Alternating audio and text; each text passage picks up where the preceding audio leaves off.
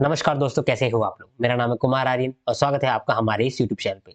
इस चैनल पे बेसिकली मैं आरबीआई ग्रेड बी से रिलेटेड कंटेंट डालता हूँ हिंदी में। इस पर्टिकुलर वीडियो में हम लोग डिस्कशन करने वाले हैं मैनेजमेंट का चार्ट नंबर 2।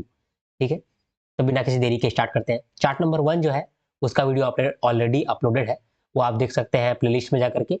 अदरवाइज आप डिस्क्रिप्शन में लिंक से भी जा सकते हैं। ठीक है, वो आप जरूर करके आएँ, तो फिर चार्ट 2 आप देखें तो अच्छा रहेगा। तो स्टार्ट करते हैं। चार्ट 1 ये वाला था, ये पूरा चार्ट 1 है, जिसको मैंने ऑलरेडी कवर किया हुआ है। आप एक बार ज़रूर देख के आएँ वो। यहाँ पर मैंने कंटेंट थ्योरीज़ आपको बताया था, प्रोसेस थ्योरीज़ बताया था। कंटेंट थ्योरीज़ में 6 कंटेंट थ्योरीज़ है, तो इसको ही हम लोग देखेंगे। आज 1, 2, 3 3 को कंटेंट थ्योरीज़ करेंगे, बाकी कल को करेंगे। तो स्टार्ट कर रहे हैं, पहला, दूसरा, तीसरा करते हैं, ठीक है? मैस्लोज़ हायरार्की ऑफ नीड्स, ये पहला कंटेंट थ्योरीज़ है। कंटेंट थ्योरीज़ क्या होता है? कंटेंट, वो क्या कंटेंट है जिससे कि आदमी मोटिवेट हो जाता है? वो कौन-सा कंटेंट है? वो क्या-क्या चीज़ है जिससे आदमी लोग मोटिवेट हो जाता है? अगर ये हम लोग को मालूम चल गया कि क्या-क्या चीज़ है जिससे मोटिवेट होता है, तो हम क्या करेंगे, वही-वही चीज़ देंगे और इंसानों को मोटिवेट कर लेंगे और वो मोटिवेट हो जाएगा तो मेरा काम करेगा, वो लोग प्रोडक्टिव हो पाएगा, मेरा काम करेगा, मेरा काम करेगा तो हमको प्रॉफिट होगा। तो बिज़नेस इस तरह से सोचता है। इसीलिए आपको अ, ये सिलेबस में दिया गया है कि कौन-कौन सा नीड है, कौन-कौन सा कंटेंट है जिससे एक इंसान मोटिवेट हो जाता है। तो मैस्लो अपना थ्योरी लाया, अब्राहम मैस्लो इनका नाम है। तो इन्होंने एक थ्योरी लाया जिनमें इन्होंने कहा कि एक इंसान किस तरह से मोटिवेट होता है, उसका क्या-क्या नीड है जिसको पूरा करके और वो मोटिवेट होते रहेगा। मोटिवेशन का क्या मतलब था? मोटिवेशन का मतलब कि एक नीड है, उसको पूरा करने के लिए हम लोग कुछ एक्शन करेंगे, है ना? यही तो होता है मोटिवेशन। तो अब्राहम मैस्लो ने हमें बताया कि वो कौन-कौन सा नीड है, जिनको पूरा करने के बाद आदमी मोटिवेटेड हो जाता है। तो वही-वही नीड को हम लोग एक बार पढ़ लेते हैं। अगर हम लोग नीड समझ लेंगे, तो वो नीड पे हम लोग काम करेंगे और अपने एम्प्लॉइज़ को मोटिवेट कर लेंगे और अपना एम्प्लॉयी मोटिवेट हो गया, तो अपना काम बन गया। अपना काम बनता और साथ में रहे जनता। ठीक है? तो अब्राहम मैस्लो ने ये हायरार्की ऑफ नीड्स बताया, ठीक है? जिसमें 5 तरह के नीड्स होते हैं, ठीक है? पहला है फिजियोलॉजिकल नीड, इसको पूरा करोगे तो एम्प्लॉयी मोटिवेट होगा। उसके बाद सेफ्टी नीड, उसके बाद लव एंड बिलॉन्गिंग नीड्स, ये सब नीड है, ठीक है? ये नीड को पूरा करना, अगर पूरा करते हैं तो एक इंसान मोटिवेटेड हो जाता है कोई भी काम करने के लिए। तो ये नीड को हम लोग समझते हैं एक-एक करके। देखिए, ये कितना है, ये 5 गो नीड है, 5 तरह का नीड है। लेकिन सबसे इम्पोर्टेंट नीड मैस्लो के अकॉर्डिंग ये है, फिजियोलॉजिकल। एक बार फिजियोलॉजिकल नीड पूरा होगा, तब सेफ्टी नीड खोजेगा एक इंसान। और अगर फिजियोलॉजिकल और सेफ्टी नीड दोनों पूरा हो गया, तब लव एंड बिलॉन्गिंगनेस का नीड अराइज़ होगा। और अगर ये भी फुलफिल हो गया, तब एस्टीम नीड्स का अराइज़ होगा। उसके बाद आखिर में जाकर सेल्फ एक्चुअलाइज़ेशन नीड अराइज़ होगा। ये नीड क्या-क्या है, एक बार इसको देख लेते हैं, है ना? फिजियोलॉजिकल नीड का क्या मतलब होता है? फिजियोलॉजिकल यानी फिजिकल नीड, मतलब कि अ, रोटी, कपड़ा, मकान। ये सबसे पहला नीड है, किसी भी इंसान का नीड यही है, रोटी, कपड़ा, मकान। अगर ये किसी इंसान को मिलता है तो वो मोटिवेटेड हो जाता है, ठीक है? अगर मान लीजिए एक लेबर है, ठीक है? उस लेबर से आपको काम करवाना है, तो आप देखिए कि वो मोटिवेटेड कैसे हो पाएगा। तो आप देख रहे हैं कि लेबर का ना घर है, वो खा भी नहीं पा रहा है, तो हम इसको खाना दे देते हैं, इसको रहने का जगह दे देते हैं और पैसा दे देते हैं, ठीक है? अगर आप ये 3 चीज़ दीजिएगा, तो उसका फिजियोलॉजिकल नीड कंप्लीट हो जाएगा। उसका फिजियोलॉजिकल नीड कंप्लीट हो गया तो वो बोलेगा, वाह! अब हमको तो मिल गया सेफ्टी, बोलिए सर क्या काम करना है? हम करेंगे, आपके लिए तो हम करेंगे। तो यहाँ पर हम क्या किए उसको? उसको मोटिवेट कर दिए। कैसे मोटिवेट किए? उसका नीड को पूरा कर दिए। तो पहला नीड पूरा कर दिए उसका फिजियोलॉजिकल नीड। अगर कोई ऐसा लेबर है जिसका फिजियोलॉजिकल नीड ऑलरेडी फुलफिल है, तो हम उसको मोटिवेट करने के लिए उसको सेफ्टी नीड भी दे देंगे। समझे? सेफ्टी नीड में पेंशन बोल देंगे कि तुम काम करो ना मेरे पास, हम तुमको पेंशन देंगे, हम तुम्हारा इंश्योरेंस करा देंगे, तुम क्या टेंशन लेता है? हम तुम्हारा इंश्योरेंस करा देंगे और क्या बोलते हैं, तुम्हारा जो जॉब है वो हम 10 साल के लिए फिक्स कर देते हैं, तुम मेरे पास ही काम करेगा, कोई दिक्कत नहीं है तुमको। तब एम्प्लॉयी है या फिर जो वर्कर है वो तो खुश हो जाएगा, मोटिवेटेड हो जाएगा, फिर काम करने लगेगा, समझे? उसके बाद मान लीजिए कि किसी का सेफ्टी नीड भी फुलफिल है, ठीक है? किसी को मतलब कि घर में पैसा-वैसा भी है, मतलब कि घर भी है, खाना भी है, सब कुछ है और सेफ्टी नीड के अंदर पेंशन भी मिलता है, इंश्योरेंस भी है, 10 साल का नीड है, और इस तरह का एम्प्लॉय आपके पास काम करने आया है, तो उसको आप मोटिवेट कैसे करेंगे? उसको आप बढ़िया सा वर्क एनवायरनमेंट दीजिएगा, ठीक है? लव एंड बिलोंगिंगनेस दीजिएगा, उसको ज़्यादा प्यार दीजिएगा कि देखो तुम मेरे पास आके काम करो, मेरा जो वर्किंग कंडीशन है बहुत प्यारा है, बहुत अच्छा-अच्छा लोग हैं, यहाँ तुम्हारा दुःख-दर्द को समझेंगे, तुम्हारे साथ खुश होंगे, तुम्हारे साथ दुखी होंगे। तो उस तरह से जब उसको मिल जाएगा वर्कर को, तो वो और मोटिवेट हो जाएगा, फिर वो काम करने लगेगा। तो पहले फिजियोलॉजिकल नीड को पूरा करना होता है, फिर सेफ्टी नीड, फिर लव एंड बिलोंगिंगनेस, फिर एस्टीम नीड। मान लीजिए कि ये तीनों नीड पूरा है किसी आदमी का, और फिर वो आपके पास आया है और आपको मोटिवेट करना है उसको बेटर काम करने के लिए, तो आप क्या कीजिएगा? उसको रिवार्ड दीजिएगा, इंसेंटिव दीजिएगा, उसके अंदर जो सेल्फ स्टीम है उसको और उजागर करिएगा। यार तुम बहुत अच्छा काम करते हो भाई, तुम तो बहुत अच्छा काम करते हो, तुम और आगे बढ़ो, तुम और आगे बढ़ो, तुमको तो इस बार हम बोनस भी देंगे, तुम बहुत अच्छा काम करते हो भाई, तुम बेस्ट हो हमारे टीम में, तुम और काम करो, you will be very good employ, you will become employ of the month, employ of the year. इस तरह से उसका एस्टीम को पूरा करके हम मोटिवेट कर दिए उसको। फिर ये सारा नीड अगर पूरा हो गया, तब उसको सेल्फ एक्चुअलाइजेशन का नीड हमको पूरा करना पड़ेगा। उसको ये दिखाना पड़ेगा कि तुम एक्चुअली में हो क्या? तुम कोई छोटा बच्चे नहीं हो, मतलब कि जो बात-बात पे दुखी हो जाता है। उसको सेल्फ एक्चुअलाइजेशन कराएँगे। इसका मतलब समझ रहे हैं? क्या हो रहा है? लोगों को लोगों का जो नीड है, वो नीड को पूरा करके हम उसको मोटिवेटेड रख सकते हैं। इसीलिए हमारे सिलेबस में ये चीज़ दिया गया है। मैस्लो ने कहा है कि 5 तरह का नीड होता है, वो 5 तरह का नीड को हम लोगों को कंप्लीट करना पड़ता है, जिससे लोग मोटिवेटेड हो जाते हैं। वो 5 तरह का नीड कौन-कौन सा है? Physiological, safety needs, love and belongingness, esteem needs, self actualisation. अब देखते हैं ध्यान से। ये है मैस्लो साहब। तो फिजियोलॉजिकल नीड्स में क्या-क्या चाहिए? फूड चाहिए, वाटर चाहिए, सेक्स चाहिए, स्लीप चाहिए, होमियोस्टैटिस और एक्सक्रीशन चाहिए। मतलब आप ठीक-ठाक से खा पी पा रहे हैं, बढ़िया से रह रहे हैं, आपको कोई दिक्कत नहीं है, आपको बीमारी-विमारी नहीं है, वो सब है आपका। तो ये सबसे पहला नीड है आपका। जब ये नीड आपका पूरा हो जाएगा, फिर आपको क्या चीज़ का नीड आएगा? सिक्योरिटी ऑफ बॉडी, कि आपके पास घर तो है ना बढ़िया-सा, एम्प्लॉयमेंट, आपका जो भी नौकरी है, वो उसमें सिक्योरिटी तो है। ऐसा तो नहीं है कि आज नौकरी कल नहीं रहेगा, परसों नहीं रहेगा, तब तो आप मोटिवेटेड नहीं रहेंगे। मोटिवेटेड रहने के लिए, सेफ्टी नीड्स को फुलफिल करने के लिए एम्प्लॉयमेंट का भी सिक्योरिटी होना चाहिए, रिसोर्सेस होना चाहिए, कुछ पैसा आपके पास सिक्योरिटी में रहना चाहिए, ठीक है? फैमिली आपका अच्छा से रहना चाहिए, प्रॉपर्टी आपके पास कुछ होना चाहिए, ये सब हो गया सेफ्टी नीड्स। उसके बाद लव एंड बिलॉन्गिंगनेस में फ्रेंडशिप आ गया, जहाँ भी आप काम करते हैं, वहाँ पर आपका फ्रेंडशिप रहे, फैमिली आपका साथ में रहे, सेक्सुअल इंटीमेसी हो, यानी कि आपके साथ अच्छा रिलेशनशिप हो किसी का, तो ये सब चीज़ आपका लव एंड बिलॉन्गिंगनेस का नीड हो जाता है। इसके बाद आपका आता है स्टीम, सेल्फ स्टीम का नीड। सेल्फ स्टीम आपका ठीक रहना चाहिए, आपको कॉन्फिडेंस रहना चाहिए कोई काम करने के लिए, अचीवमेंट फील होना चाहिए आपको, आप दूसरे का रिस्पेक्ट करते हो, दूसरे से आपको रिस्पेक्ट मिले, ये सब जो नीड है, ये है एस्टीम नीड्स, ठीक है? ये है एस्टीम नीड्स। ये भी जब पूरा हो जाता है, तब आदमी का आता है सेल्फ एक्चुअलाइजेशन, परम सिद्धि जिसको कहते हैं, वो चाहता है। जैसे मॉरलिटी, सब आपको एकदम महान समझे, आपका क्रिएटिविटी को सब एकदम प्यार करे, आपको खुद भी इज्जत हो अपना क्रिएटिविटी का, ठीक है? तो मैस्लो ने अपना ये नीड दिया।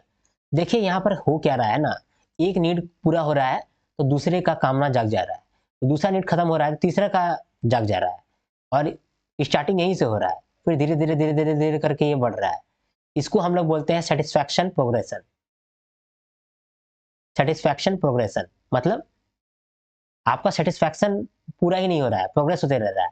यहाँ सैटिस्फाई हो रहे हैं, तो आपको मन कर रहा है कि ये भी सैटिस्फाई हो जाए।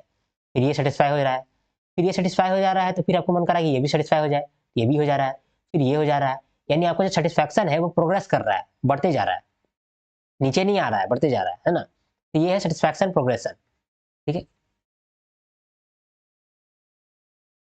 तो मैस्लो हायरार्की ऑफ नीड्स में क्या कहते हैं कि एक इंसान को मोटिवेटेड होने के लिए 5 नीड्स हैं, 5 नीड्स पूरे होंगे तो वो मोटिवेटेड रहता है। कहता है कि needs to be fulfilled from bottom to top. पहले फिजियोलॉजिकल, फिर सेफ्टी, फिर बिलोंगिंगनेस, फिर एस्टीम, फिर सेल्फ एक्चुअलाइजेशन। ये पांचों नीड आपको याद रखने होंगे, 5 नीड्स आपको याद रखने होंगे, ठीक है? लोअर लेवल नीड को पहले पूरा करना होता है, फिर अपर लेवल नीड को, इसी को हम लोग सेटिस्फैक्शन प्रोग्रेशन कहते हैं। ये 2 वर्ड आपको याद रखना है, ठीक है? ठीक है? जब ये चीज़ सबको मालूम चला कि ऐसा-ऐसा है, ये सबसे बोलते हैं सबसे पुराना ये थ्योरी है। उसके बाद कुछ लोगों को ऐसा लगा कि ये जो नीड्स है, इसको हम लोग 2 भागों में बाँट सकते हैं। एक तो ग्रोथ नीड्स के नाम पे और एक है डेफिशिएंसी नीड्स के नाम पे।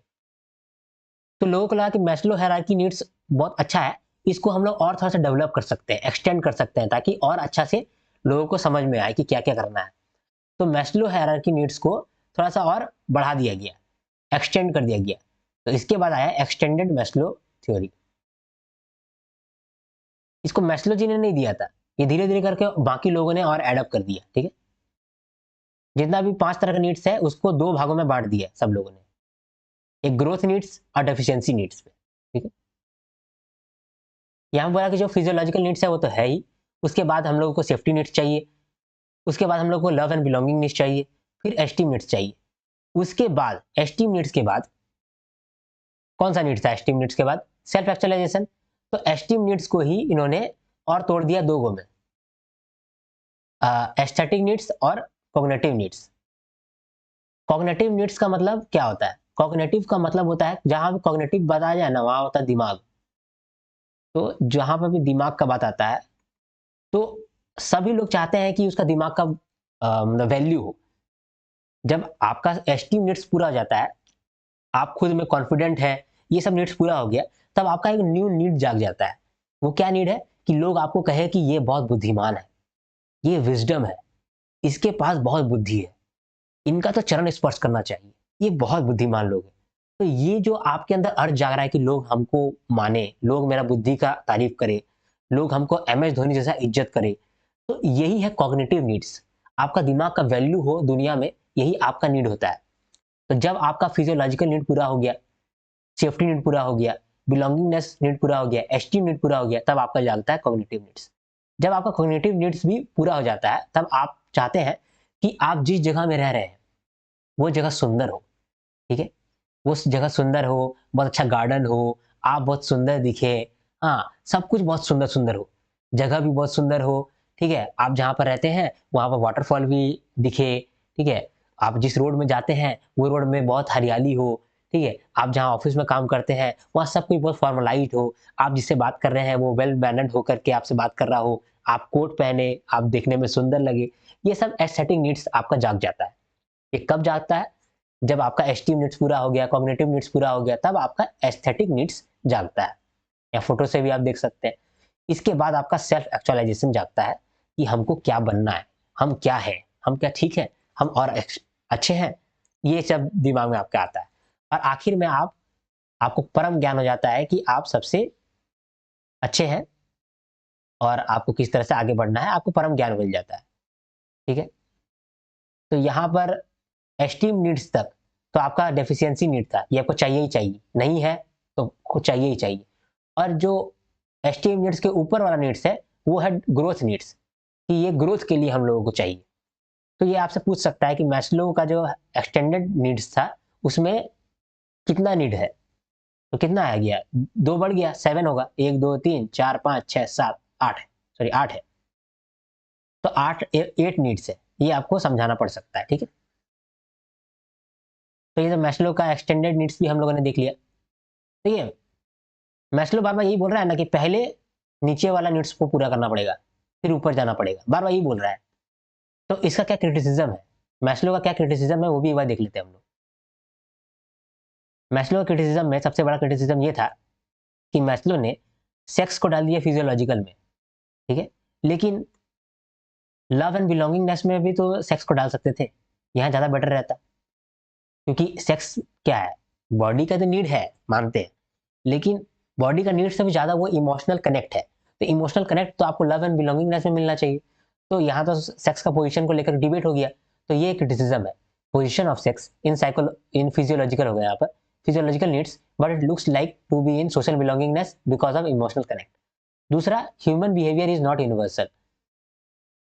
ज़रूरी नहीं है कि इंसान को सारा इंसान यही यही 5 चीज़ चाहता हो और इसी ऑर्डर में चाहता हो। कोई इंसान चाहता हो कि हमको सिर्फ एस्टीम मिले, इज़्ज़त मिले, वो नहीं चाहता हो कि हमको प्यार मिले, खाली वो इज्जत चाहता है, अपने अंदर कॉन्फिडेंस चाहता है, ऐसा भी हो सकता है। तो ह्यूमन बिहेवियर यूनिवर्सल नहीं है, ठीक है। कल्चर डिफरेंस, अलग अलग कल्चर में अलग अलग नीड्स आ जाते हैं। कोई कल्चर में मान लीजिए कि एस्टीम का कोई जरूरत नहीं है, सिर्फ लव का जरूरत है। कोई कोई कल्चर में एस्टीम सबसे ज्यादा इंपॉर्टेंट है, सेफ्टी भी उतना इंपॉर्टेंट नहीं है। समझे, मतलब कि कल्चर अगर अलग अलग हो जाएगा तो नीड पे भी इम्पैक्ट पड़ जाएगा। फिर है रॉन्ग ऑर्डर। कोई कैसे कह सकता है कि एस्टीम ऊपर होगा और लव एंड बिलोंगिंगनेस नीचे होगा, या फिर सेल्फ एक्चुअलाइजेशन सबसे ऊपर होगा। ऐसा भी तो हो सकता है कि जब हमको सेफ्टी मिल जाए तब हम सीधा सेल्फ एक्चुअलाइजेशन पे चल जाए, ऐसा भी तो हो सकता है। तो ऑर्डर तो कैसे आप बोल सकते हैं फिक्स है, ऑर्डर तो फिक्स नहीं हो सकता है। तो रॉन्ग ऑर्डर भी यहाँ पर एक क्रिटिसिज्म हो गया। फिर नीड्स अदर देन मैस्लो, जरूरी नहीं है कि ये 5 नीड ही होगा, हो सकता है कि इससे और नीड्स और एक्स्ट्रा नीड्स भी हो जाए, तो वो भी एक तरह क्रिटिसिज्म हुआ। फिर इस मैस्लो के अकॉर्डिंग एक समय में एक नीड पूरा होगा, पहले फिजियोलॉजिकल होगा, वो हो गया, उसके बाद सेफ्टी नीड होगा, उसके बाद फिर लव एंड बिलोंगिंगनेस होगा। तो कहने का मतलब कि एक टाइम पे एक ही नीड पूरा हो सकता है मैस्लो के अकॉर्डिंग। ये भी इसका एक क्रिटिसिज्म है कि एक ही क्यों हो सकता है, एक टाइम पे हम 2 चीज खोज सकते हैं, एक टाइम पे मेरा 2 नीड हो सकता है। हम चाहते हैं कि मेरा सेफ्टी भी हो जाए, हम चाहते हैं कि हमको लव भी मिले, हम चाहते हैं कि हम खुद को समझे, एस्टीम भी हमको मिले, है ना, हम सब चीज चाह सकते हैं। तो ये क्रिटिसिज्म है, ठीक है।